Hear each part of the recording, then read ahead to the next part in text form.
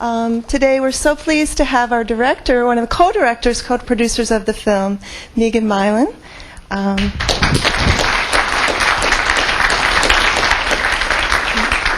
Megan is here today from New York City. She's a New York-based documentary filmmaker.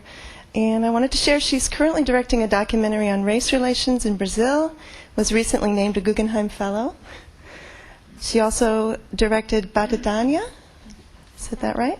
Power in the Beat, a film about an Afro-Brazilian youth percussion group from Rio de Janeiro, fighting drug violence and racism through music.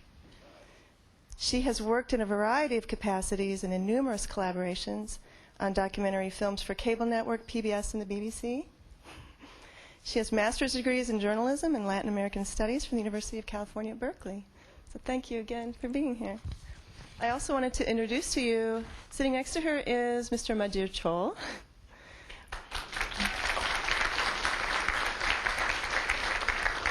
Majir comes to us from southern Sudan, moved from the Kakuma refugee camp in Kenya to Grand Rapids in 2000. He resettled with a foster family through Bethany Christian Services, currently dual enrolled at both GRCC and Ferris. You're studying pharmacy. Correct, yes. He's very busy here going back and forth to both schools right now. He's also the president of the GRCC African Student Organization. I also have William Deng, who is with us today. William Deng has been a student at GRCC, but he's now at the University of Phoenix. He's studying public health administration. And he is the president of the community-wide Sudanese Lost Boys Association here in West Michigan. So again, a warm welcome to everyone. So I'd like to open us up to some questions. Or perhaps you can prime the pump and talk a little bit, Megan. Oh, we do have a question? Oh, okay. Do you have any expectations or anything of ever going back to Sudan? Do you think you'll ever go back? Or are you just do you plan on staying in America? Yeah, I'm planning to go back to Africa when I'm done. When I get education, I can go back and help out. Okay, so once you get your degree, you'll use that and take it back to Sudan to help? Yes, I will go back and come back anytime when I feel like. Okay, yeah. That's all. You have a question? What's the name of the producer? What is the name of the producer? The producer, what's her name? I want to go back because I can go back anyhow. And if he is go to school there and stay here, then we not much help to them.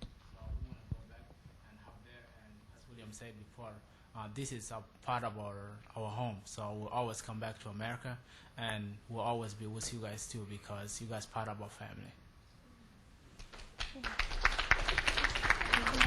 Just to add to that across the country, a lot of the Lost Boys now are just starting to get citizenship, which gives them the freedom to leave and come back. And a lot of the guys who have, are just starting to be graduating have started projects to build hospitals and schools back in their communities where there is relative peace in the South and a lot of need. So it's really great to see them sort of taking the resources they've gained here and making a big difference to those who were left behind. Also here in the city, we are working on something called the Old Boy Memorial Hospital in Southern Sudan. I'm a citizen of the United States. I've been sworn in this year, August 17, so I'm a citizen. I can vote. So.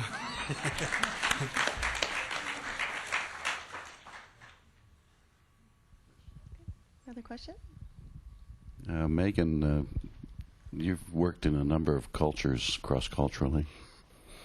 And I'd also like to hear from the gentleman, too. The film did describe race relations in a very unique way, but didn't go into it in more depth. What would your definition of racism be as a result of your work? And for the gentleman, what is your growing understanding of racism in the United States as you've experienced it in the last 4 years? I'm not sure I'm up to the task of defining racism, but I will tell you sort of definitely as a through line in the film is the Peter and Santino and the other guys grappling with what it meant to be a black man in America. And it was something that John and I were struck with when we were first in the camp. And we talked, there were 100 guys who were set to leave on the Sunday we were coming. And we sat down and talked with about 80 of those 100 before we chose Peter and Santino. And consistently, the question would come up, is it true all black men in America are in jail? And, we were struck with that, but then we thought, well, why are we surprised? I mean, the same media, maybe not as much of it, but it's the same media that's here gets back to the camp, and those same stereotypes get perpetuated. I think also there was, things that would come back to the camp through people who had already been to the U.S. I mean, you hear the elder early on in the film talking about, don't be wearing those baggy pants and sort of stereotyping, young African Americans. And then, unfortunately, what happens is the guys get to the U.S. and they're put into low-income housing and also very isolated. I mean, the biggest thing I came away with from the film is just how hard it is being in America to actually get to know Americans. If there isn't a reason to interact, we don't. I mean, we don't know our neighbors. People aren't home in the afternoon hanging around, asking you how you're doing, asking you if you need help on a bus route and all that stuff. And so when the guys arrive with some preconceived notions about who we are, they're very slow to fall away because they're not getting to know who we are as Americans. All they're getting to know is what they see on TV or the rumors they've heard. A very encouraging thing for us was to watch that as soon as those personal relationships happened, the Sudanese guys were very open to having their opinions changed, and a lot of friendships felt. We worked pretty closely with a group in San Jose of the Sudanese guys as translators on the film, and two of our associate producers were young African American men, and they were fast friends and had some really interesting conversations about understanding, race in America and the legacy of slavery here, which, we're assuming a lot that newcomers who come to this country know all of our history. And even though these guys had, history classes and stuff, you don't know it until you've been here. So, I mean, I was very encouraged to watch how powerful when there's the opportunity to get to know each other. I mean, it sounds simplistic, but when you can get to know someone, all of a sudden they're not an ethnic group, they're an individual, and those relationships happen. And so for me, it was hopeful in the end. So I don't know if you guys want to add anything. Yeah, anyway, when I came here in this country, it was too hard for us to get to know people, how people act to each other here. But what we've seen is how you can approach somebody with hi and a lot of things like that. But it was not easy for us to get along with people here. But the more we stay with you, and we feel that if you call yourself America, you have to believe that you are American. And that's what the thing we take here, most of the Lost Boys, that they believe that they are American, whether they are refugees, they came out of it like the way you saw them on the TV. They believe that they are American, and they don't mind what color you are, but they just mind that you are in this country, how you belong to this country, and that's what we take so much. I think it's so different, like you said before. Like when you come to America or go anywhere else, there's always race, and people are always different, and we can't really deny that. It's going to be there with us from here and forever. And all we got to do is to, like she said before, you got to be connected to people to really come attached and know the inner part of them, not the color, what they have. And if you have those people who can attach to you, then you don't really see the color.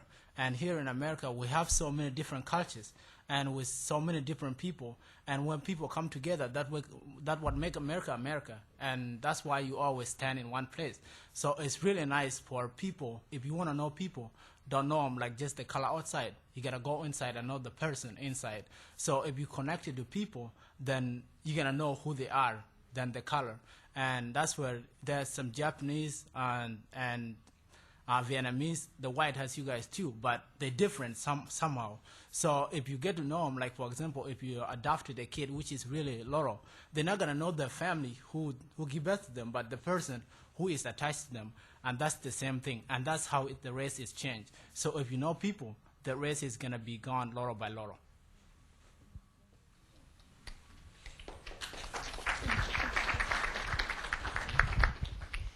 I noticed in the film that it seemed that the two men that we followed were not really given much direction, and they were kind of just thrown in there on their own. Was your experience the same, or was it different? Yes. Go ahead. It was kind of the same because like when we first came, it's kind of hard to have those families. I mean, there were some families who were there in the airport to pick you up. But for some people, for me, when I first came, I was placed in where there was some lost boys too. So we were staying there by ourselves. So it was isolated. So it was really different. And also get to the point, the culture is different from where we came from. Here you have to pay rent and all that, but over there you gotta build your own house and stay in it. You don't have to pay rent. But here everything is have to be in a paper. Everything have to be paid. You have to go to work. You have to program everything. So it was different, and we feel isolated. We feel so different from others people. So it was hard for us. Yeah, the same. That's the way I feel. When I came here in 2001, we were placed, and I came as 18 and above, and I was isolated with some other 2 men. So we just stay there. We have no transport. We have nothing. We have only the bus ticket. Well, we don't know the time of the bus. So we were told that about 8 o'clock in the morning you have to be on the bus stop, and that was the bus sign. So we were trying to follow that kind of stuff, and there was a family who came to us one a day. So it was not easy to adjust, but we just hope that in a year there will be change. But it was not easy. We were isolated for a while, you know. I might just add to that. I mean, we've had the opportunity to travel around the country and get to know a lot of the different groups of guys. And consistently, I mean, you know, the refugee agencies work with tiny budgets and tiny staffs and very limited funding from the government, but know what it is the refugees need. And the agencies that are most effective and the best experiences we've seen with the guys are when those refugee agencies know how to let the community know who's coming in and what they can do to help and really communicate. You know, we have a group of young men passionate about education, who has scholarships, who has opportunities, who has flexible jobs that will allow them to be a student and work at the same time. What youth organizations can we connect these guys to? And so the refugee agencies that are really thoughtful about what is this particular refugee population, as opposed to just sort of putting them through the paces of, okay, here's what we do, and here's, you know, you've had your tour of the grocery store, you've had your ESL class, check, check, check, check. And some places there were really great experiences, and some places people really struggled. But I mean, those personal connections mean everything. So there's lots of information outside about how you can volunteer. And I know the agencies here, Bethany and Lutheran, both have volunteer mentor programs. So if anyone's interested in doing that, please pick up information. I was wondering, as you got used to this country, what was the most helpful person that came into your life that helped you get going here?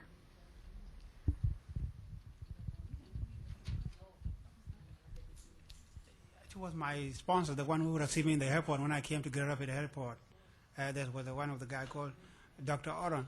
When I came out in the airport, he just holding my name, welcome William down to Grand Rapids. That was a very important man in my life. I don't know nobody, but I see white people. And there's only one man carrying my name. That's the only one. I think the family or the organization that welcomed me to America when I first came in December 22nd, 2000 was Bethany Christian Services, which is with Lori Thibault. She's not here today because she's busy doing some other thing.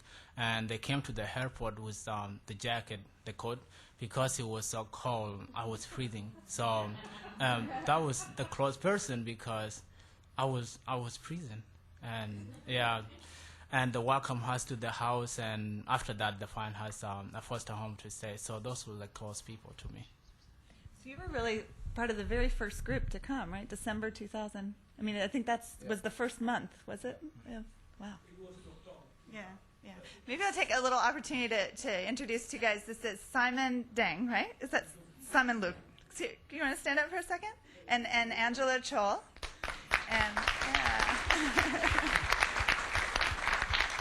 and I could test how closely you watched the movie. Angelo is actually in the scene in the camp when they go to Washington and they're going to the summer camp and having a discussion. Angelo was there. And Simon, there actually are little flashes of us, but he was a behind-the-scenes person. Simon was our translator and guide through the camp when we were filming in the camps, and they both live here in Grand Rapids now. So, thank you.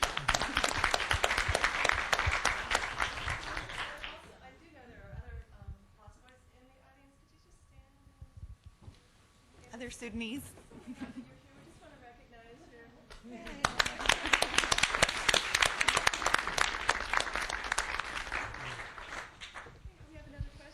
I was wondering what has happened to all the girls.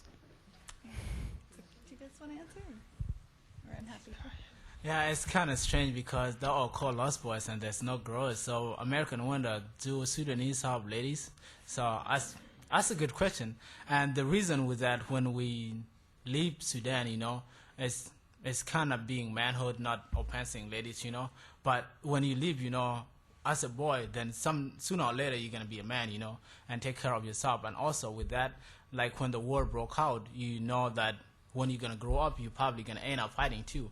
And for the ladies, it wasn't involved in them. And so for them, they were staying with their mom at home. So that's why they call lost boys. And the reason was that too. We have some girls here in America, but there's not many of them that I hear, and that's why the name Lost Boys came. So if people has, it's a Lost Boys and Lost Girls. So it's not only us, there's some Lost Girls too, but there's no a lot of them. So. I meant just add there were about of the group of nearly 4,000 lost boys of Sudan. There are about 150 young women that came as part of that process as well. I mean, it's sort of a multi-layered thing of why there was this large group of young boys. One part of it that Majid was talking about is that the boys were often cattle camps with the cattle, so that when the villages were attacked, they were already off. And as well, it was sort of known that they were in danger of being forced to fight, so the boys would run. But on that trek, there were girls along the way as well. Then once they got to the camp, though, it was thought that the young boys could live together on their own, but the girls were placed with families inside the camp. And then as the camp grew, I mean, it's at least at the time we were there, and I don't know, Simon might know a better figure, but there were 80,000 people living in Kakuma. It was a large city. I mean, mainly Sudanese, but people from all over. So when it became time for what was then the INS to do the process of identifying who are the lost boys, because the camp was founded for the lost boys. There was no camp before they got there.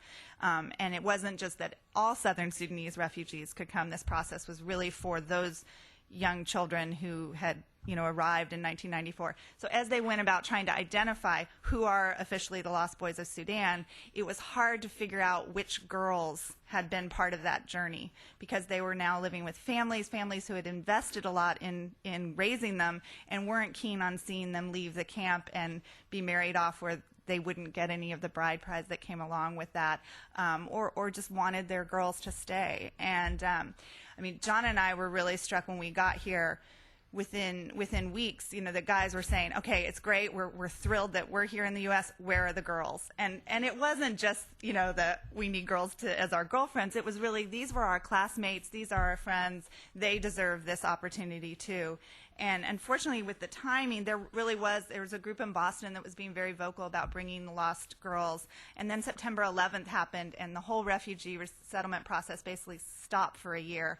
And sort of the momentum behind getting the girls here, and then the peace agreement happened, so not as many Southern Sudanese women have been able to come as really probably deserved that opportunity. But the young women that are here, there's a good number here in Grand Rapids, and then also in Boston, are really thriving. Can you tell me a little bit? Well, my name is Simon, as you heard. I think you saw maybe the movie has been Hannibal Meetings with John to put up this movie. This question has been asked like more than 10 times when I was out. It's a very important, very difficult question most of the time. The issue of girls not coming to America and only boys came to America. I think there are two factors that I just wanted to explain. Mika mentioned one very important point that girls,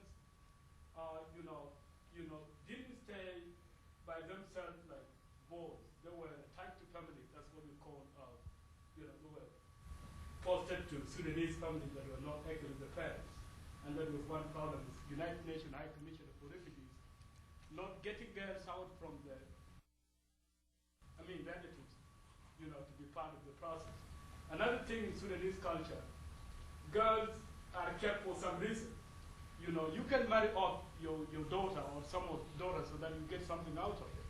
And this is one main problem we get that has actually, led most of the Sudanese girls not to come to America, because some of people that were not related to them They kept them because they want to marry them up to other people so that they can get some dowry out of it. So that was a big problem with the Sudanese girls. Otherwise, we had some girls in the camp that they were kept by some of the people in the camp that didn't want them to come to America. So that's another problem that contributed to the whole thing. And what Major said is another issue that, in Sudan, the Sudan government was attacking villages, trying to kill the boys for some reason, political reason. So that's another problem. So there are so many things contributing to this issue of girls not coming to America. Cultural issues, political issues, and so on. Well, that's what I just said. Thank you. Thank you. Thank you, Simon. There's a question. If you please, would like to know a little bit about the war which caused the separation of the boys from their parents, and who was the oppressor, and what was the cause, and how long did it take, and so on. Thank you. I'll let you guys, you lived it, right? Yeah. The war just started, it was a religion. The Southern Sudan the Sudan generally is a what we call is a Islamic state. But in the country, part of the country, Southern Sudan is the Christian. They believe they are Christian, and the north part is a Muslim. So when the war started, the government is a Muslim. They believe that people in the country have to be Muslim. They have to go to school, religion, as Islam. And that people in Southern Sudan, they don't believe on that. They believe that the country have to be ruled by law, not by the religion. And that kind of thing bring the problem into us. And then when they start fighting, they just deal with the only man because they know the men are people who can fight. The girls, they don't believe on the girls. That's why most of the thing point come out about the boys. Boys are the people when they grow up, they can fight. But the girl, when they grow up, they get married. They don't go for fight. So when we left the country, it's only religion. There was a war between Christian and Muslim, and that's what about it. I might just add a little bit that the north-south when I won't do the whole history of Sudan, but when the British left, they left power in the north, and that complete control over the country. And Sudan's the largest geographic country in Africa, and a very diverse country, and a lot of the natural wealth is right in the middle of the country. And so along with the religious aspect, which was huge, there's also a lot of ethnic difference and resources right in the middle that the North was not interested in sharing, and really not interested in sharing any power over self-determination at all. So, it had to do with these guys not wanting to go to school and learn English, or go to school in Dinka, not have the language decided for them, and also to have some say in their own culture and laws and everything. And so but the war went on for 2 decades. And when you hear now stories about Darfur, what's happening in the West, I don't know if you remember the opening scene with the children's art. There's children's art coming out of Darfur that looks just like the drawings in the opening of the film. Again, it's militia that are backed by the government, but the government says they have nothing to do with it, and we have a ceasefire, but there's aerial bombs, being dropped, and it's just all over again. And the northern government, it's a military government. They don't negotiate in good faith. Consistently and through these guys' lives, we're consistently making peace accords and breaking them, and it just went on and on and on. And even when there finally has been an effective peace agreement signed, but the first reaction I got from most of the Southern Sudanese I know is, we'll wait and see. We've heard this before, but this seems, to be sort of, unfortunately, while the government was signing the Southern peace agreement with one hand, they were starting the conflict in Darfur with the other. So, and in that case, most of the Darfur population is Muslim, so it really doesn't have the religious aspect to it, but there's still the northern government behaving in the same way. So we've been really impressed with watching how much the Lost Boys group has identified with the Darfurians, even though there's such a difference of culture, and really felt a solidarity with those people, and been active about trying to raise awareness that we all need to raise our voices and say it's not okay for America to let that go on and on. So I hope that there's more on the website too. You can read on and on. That was the hardest part of this film, was that first 2 minutes. It was really a film about America, but how did we quickly tell you enough to get you going in this? And so if we've made you want to ask more questions, then we did our job. So. I think there was a question on this side of the room. Did you still have a question? It's been answered? Okay. And I have one behind you. I think her hand went up first. Just a few more questions. Those of you that are from here from Sudan, how is it that you were the first ones to be coming here? How did you? Yeah, how were you selected first? Like, why were the Lost Boys chosen? Why is it that you all come? Yeah, we came here. Wait a minute. Second question: when you do go back to Sudan, what would you say was your when they showed it up there and the eating and what they liked of the cheeseburgers or the fries? What would be your best food here in America that you would take back and talk about? The first question was I don't understand the first one, but the second one is when we go back, we go back as a Sudanese, because we know that when we go back, we know there's no chicken wing there, there's nothing like fries or gold, those things, no good bathroom, but we just go there as a gorilla man, go and sleep wherever you can, eat whatever they eat, just leave wherever they leave, and that's what you do. What the first one again was? I believe the why question. was it that the Lost Boys were chosen to come? Is that, I mean, you were saying why were they the first to come? The first among the Lost Boys, or the first? Oh, okay. Yeah, the first why we came here, we were more than 20,000, and but that process, thousands of us died through diseases. Some of eaten by lion, crocodiles. Some drowned by water. When we across the thousands of rivers, when we were in that jungle for the 21 years, so thousands of Lost Boys died. When we reached the camp, it was only 5,000. So the United Nations have seen the average how many people die on those process of moving from country to country, from jungle to jungle, from many animals has eaten the boys. So they have decided, say, it's enough. This is enough. This little boy, the 4,000 will take them to the United States, where they can work and go to school, and there will be a happy future for them. And that's why we came here. It was my God. Maybe God is saying, William, it's your time to get a chance. You have been here. Yeah, that's why.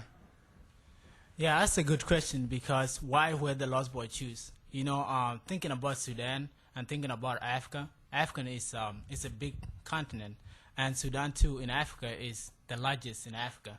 And with that, if we just think about what's going on in Sudan, you know, Sudan become like the biggest country. At the same time, it's the mothers of all the war going on here on the earth. I can say that. So the reason is when United Nations seeing all these kids dying from one destination to the next, you know, it's frustrating for a human to just die like flies. It's not good.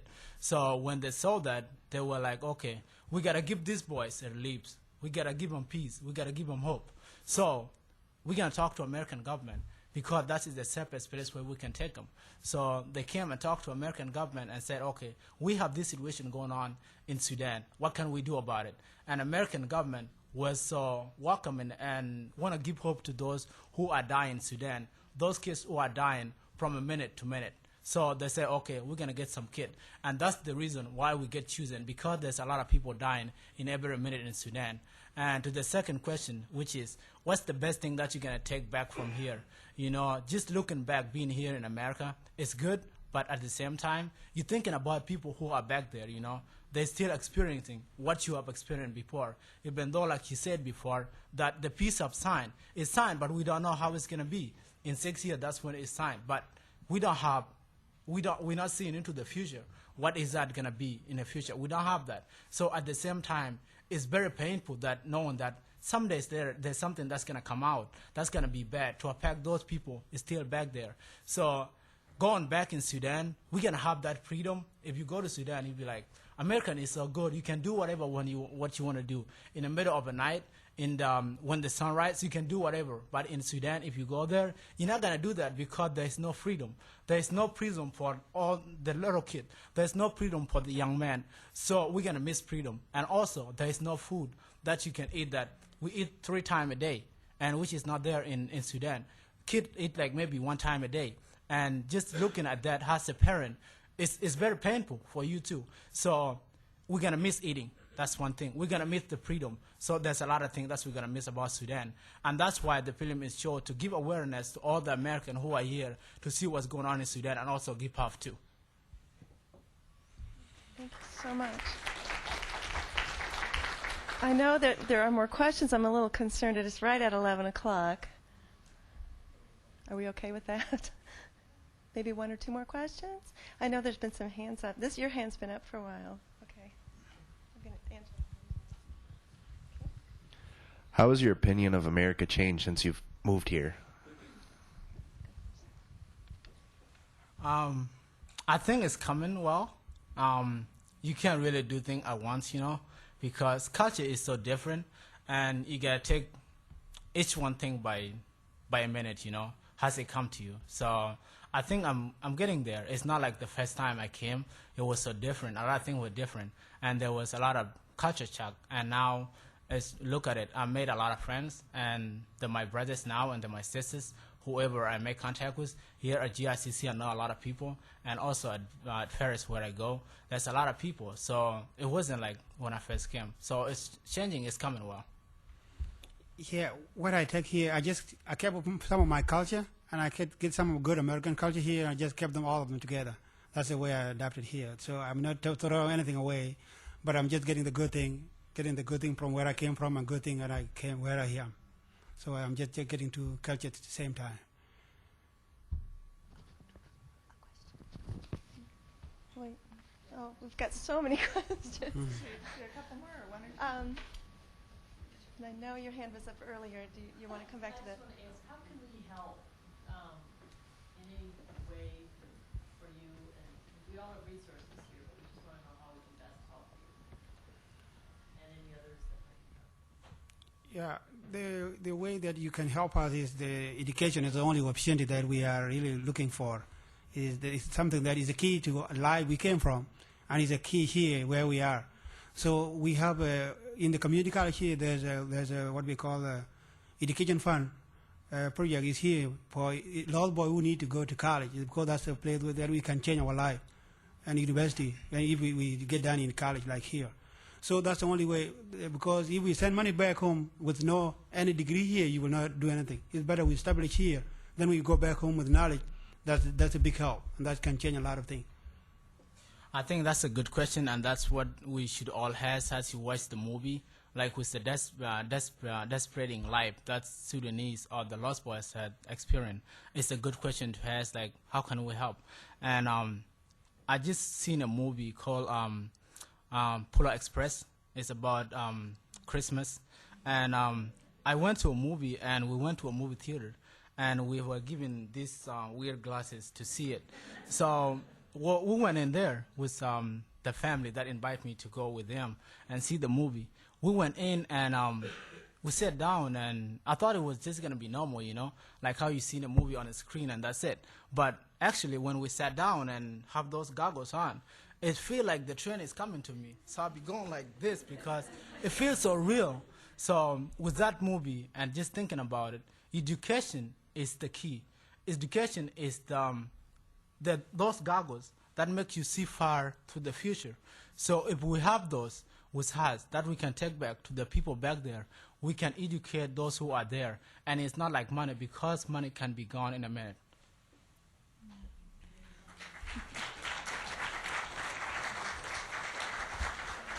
I would just add that there are flyers outside, so I mean, that give you a lot of options. I mean, if you're interested in being a volunteer with one of the refugee agencies, the struggles that the Lost Boys had, I mean, we hear consistently from other refugees, whether they're from Albania or Latin America, that that's the same struggle. So giving of your time is a huge help.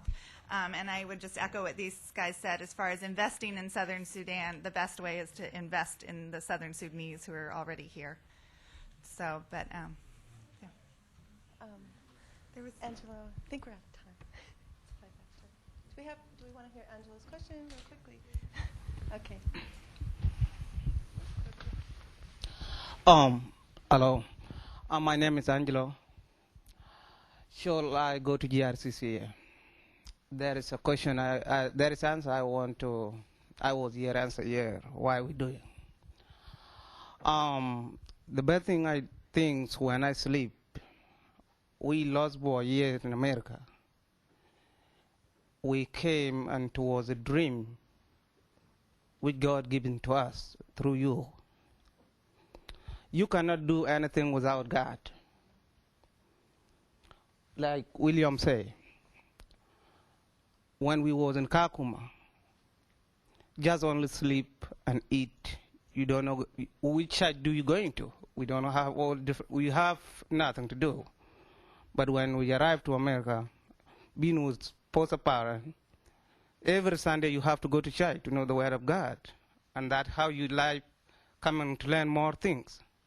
But we here, by the God who giving as a gift to come to the United States to help us. Some of us was supposed not to be here, died any time, but we get a treatment, different culture, and we thanks a lot for America, and we thank God too to be here. So we here because of you, not because of us, and God give us this gift to come to the United States to gain something. And I thank you all who attending and do the movie about Lost Boy. Also, I thank the teachers, GRCC, and the community who was watching, and my colleagues. Thanks, God be.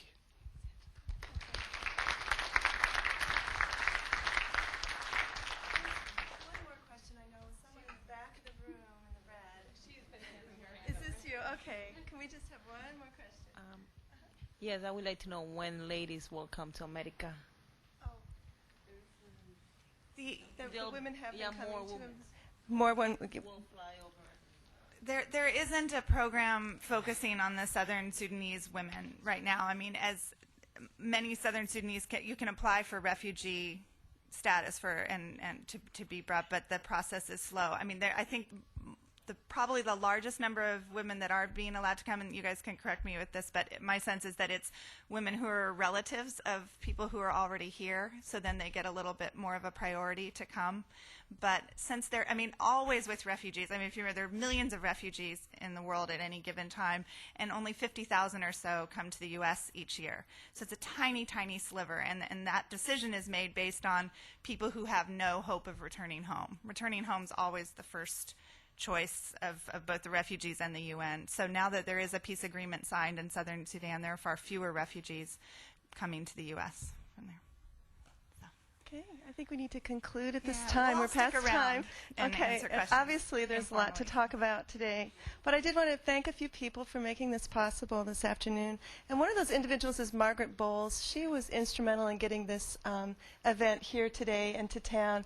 Margaret was the past advisor for Our African Student Organization. She's also a faculty member here at the community college and has been very, very involved with all of you.